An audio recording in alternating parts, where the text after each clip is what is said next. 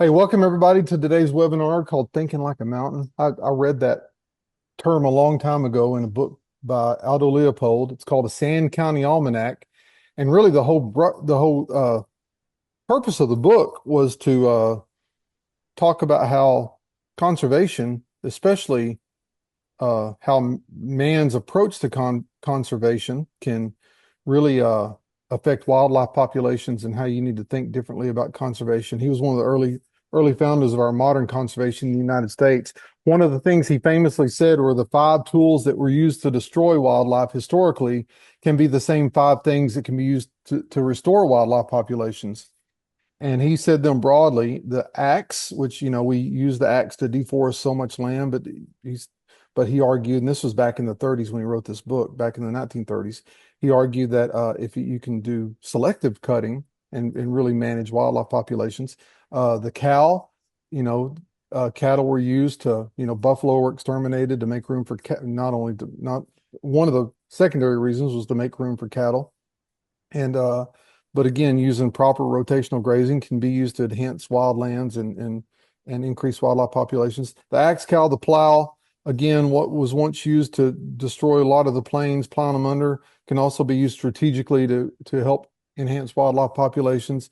All these lines of thinking I do on my property today, and I'm starting to really start to see a increased increased number of wildlife on my place. The axe, the cow, the plow, fire again, can be used to destroy, but it can also be used to enhance.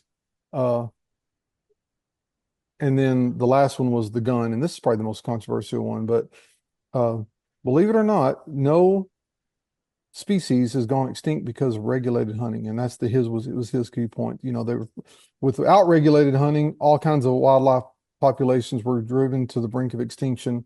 Trumpeter swans, elk, white-tailed deer, turkey, mule, all kinds of deer. The bison, everything else was really driven out. But by using the gun and using managed hunting, they can be wildlife populations uh, can be enhanced and made better for the future. So anyway, he wrote that, but one of the things he coined in there was thinking like a mountain. And what he said in the book, and I'm paraphrasing here, was he said that he wrote this just when he saw a wolf that had been shot. He saw it dying, and he realized the significance of losing that wolf on the landscape. And he said that just like a deer lives in mortal fear of its of its of a wolf, once the wolf is gone, their population can grow unimpeded and without restraint. And so the deer are going to start causing a, a a bind on the mountain. And so the mountain fears the deer just like the deer fears the wolf. And so he really encouraged everybody to think like a mountain. In other words, think in a holistic approach and use all the tools you have available to you when you're trying to figure out things like wildlife and things like uh uh what wildlife is doing and things like nature photography. So that's what we're going to talk about today. If you don't know me, I'm Russell Graves. I'm coming to you live from Hackberry Farm, from the barn in Hackberry Farm in Dodge City, Texas. And I'm going to pause for just a second. I need to do one thing. I've got an issue here. All this technology. Okay, here we go.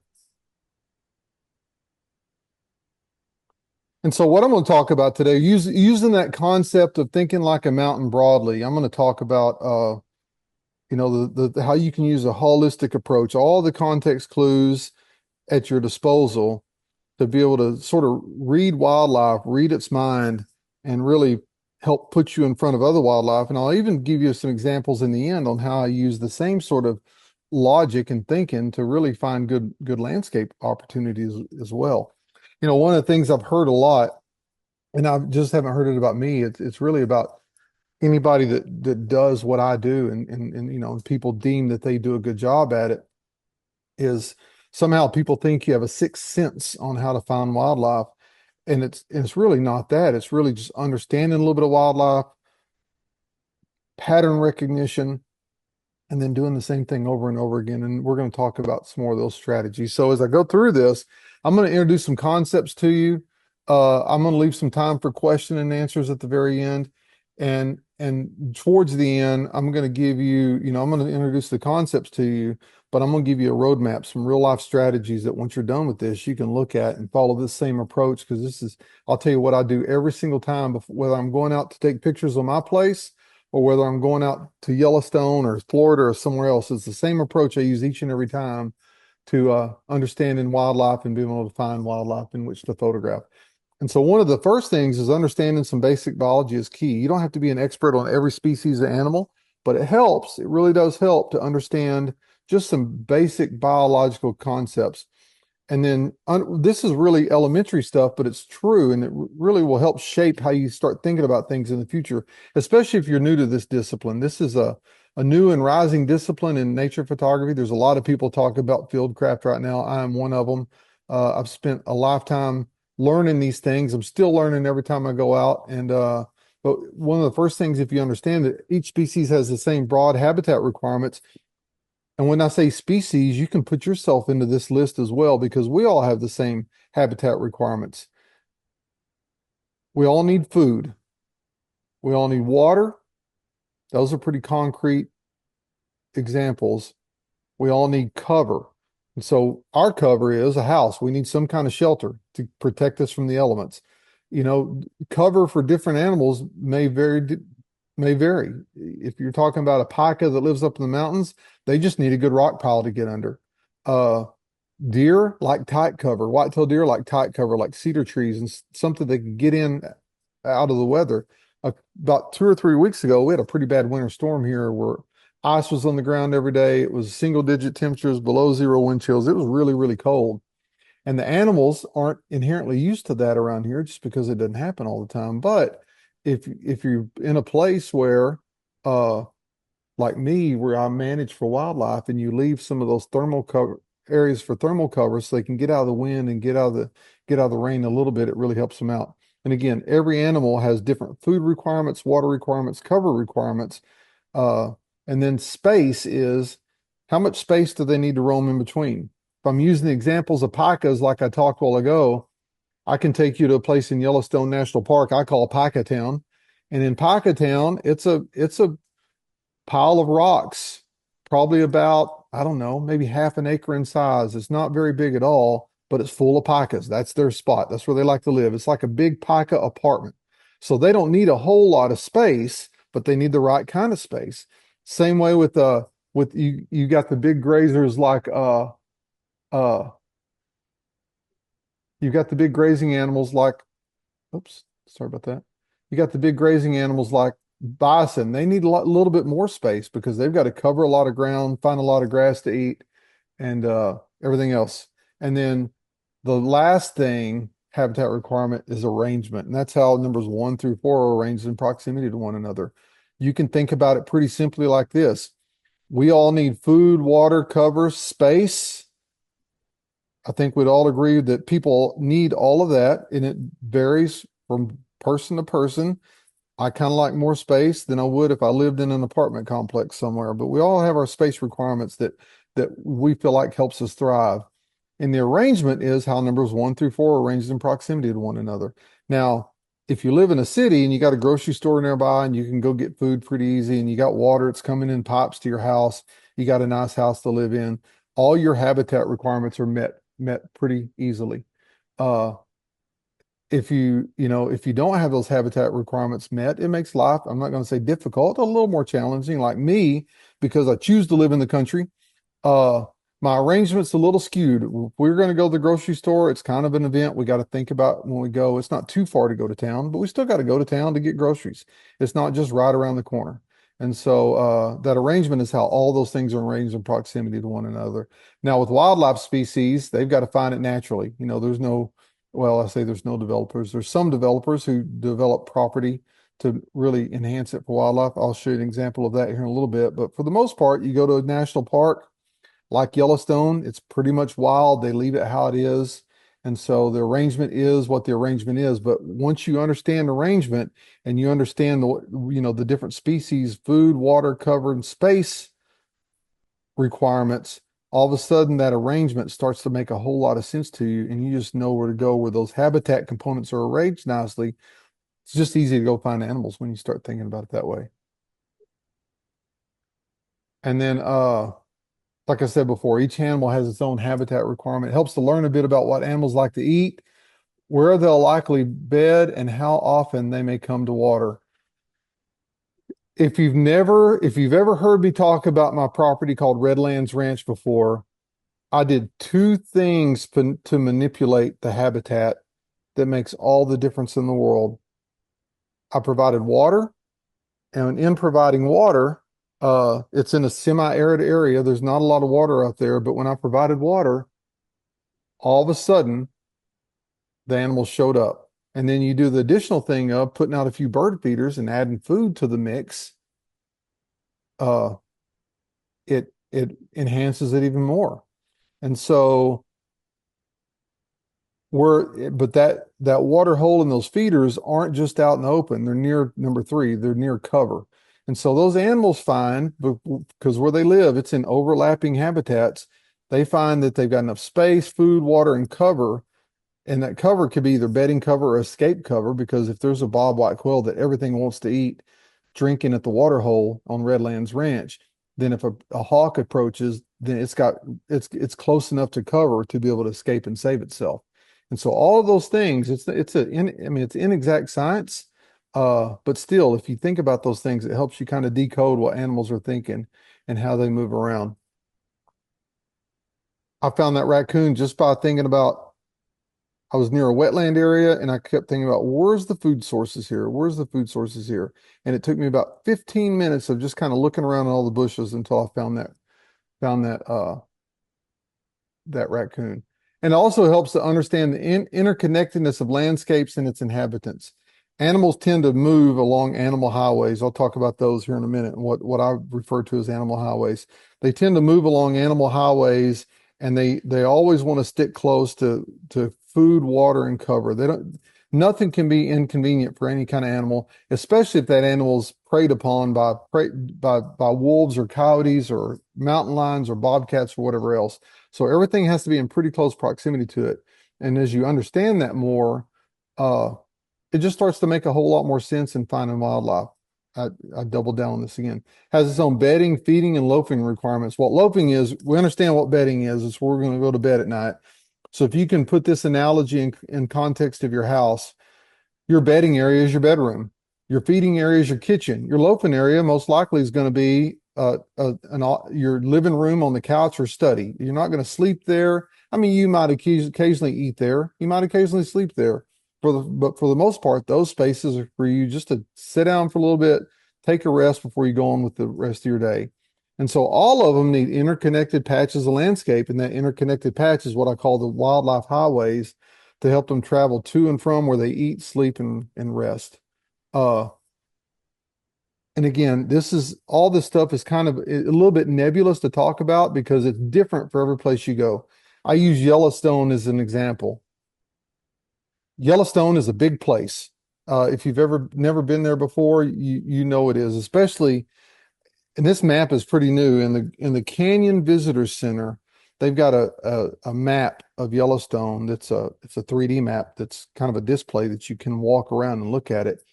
And when you realize how small you are on that map and how the roads are and how few roads go through the place, it really helps you understand that the place is enormous.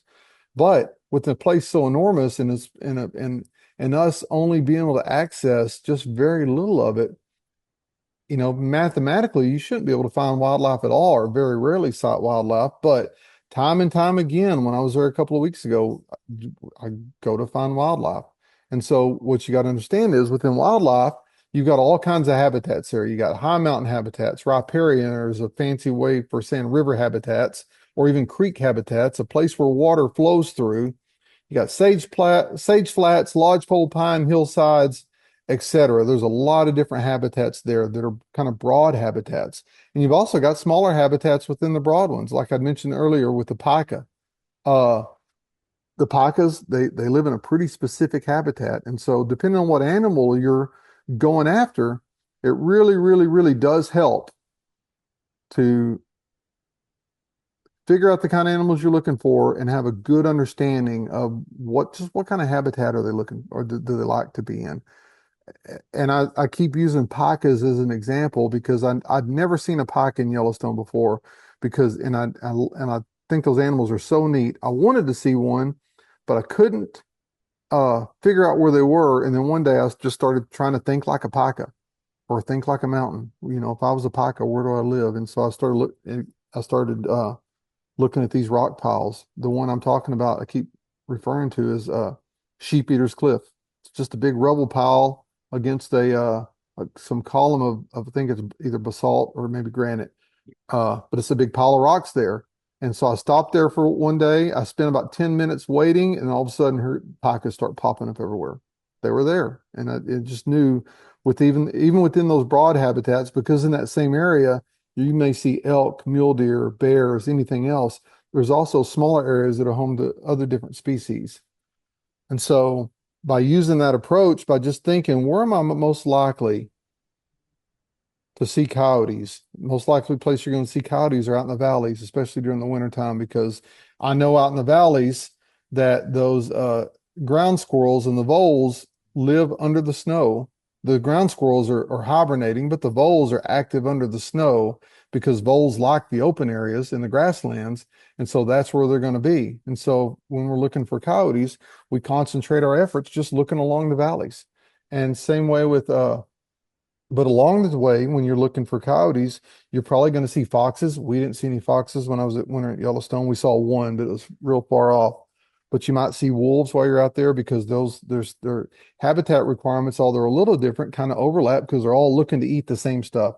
And that's the thing you got to remember. Wildlife is always going to be on the move because it's always got to eat. It's always looking for stuff to eat along the way.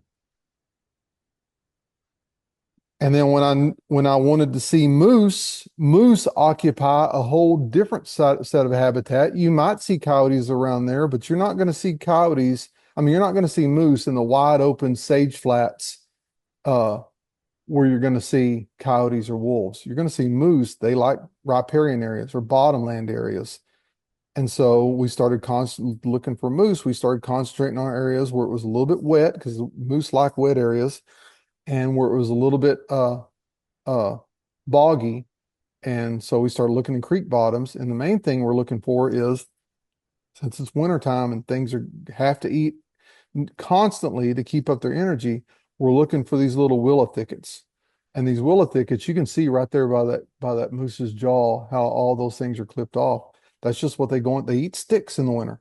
You know, if they had better things to eat, they would, but in the wintertime they eat sticks. And so we concentrated our efforts on the willow thickets this year, and it paid off because I saw more moose in Yellowstone this year than I've ever seen before. I think we probably saw a lot of coyotes. I lost count of how many coyotes we photographed, but we saw I don't know, maybe 20 moose. Now we may have been seeing the same ones every day, and I think that's likely true. But I count sightings as we see it, we take pictures of it, we leave, and we come back again. If we don't know that it's a different moose, but I think we were probably looking at the same moose, but we saw a lot of moose. Same way, you know, towards the end, we've got photos of all these different species. So we're looking to click off the boxes. What else can we see? And so my thought was, well, I know where the bighorn sheep live because of the habitat requirements of bighorn sheep. There's a specific area of the park that you go to where you're going to find bighorn sheep. We went there, sure enough, there's 50 of them there. And these are just a few more pictures of the coyote. This is a coyote hunting. And we watched this coyote do this multiple times. I mean, we're 30 yards from it. You got to be 20 yards from wildlife. We were right outside that bubble, 30 yards from this coyote, and watched them do this time and time and time again.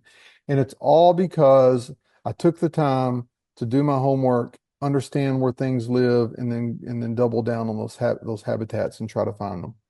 And then I keep talking about pacas. I didn't take this in Yellowstone a couple weeks ago. This was taken probably about a year or so ago.